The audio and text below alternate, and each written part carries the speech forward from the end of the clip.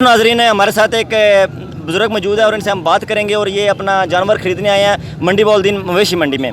और जी आप क्या कहना चाहेंगे महंगाई के बारे में और क्या रेट चल रहे हैं, क्या सूरत हाल है मंडी? कोई महंगाई नहीं, उन्हें तो पैसे लेने ही होंगे ना जिन्हें जिन्हें पाले होंगे, उन्हें चारा खवाया होंगे, उन्हें खुद खर्चा किया होंगे, बेचारे मेहनत करके होंगे तो इन्हें पैसे देने लगे क्या होंगे जेडे देंगे टैक्स भी नहीं।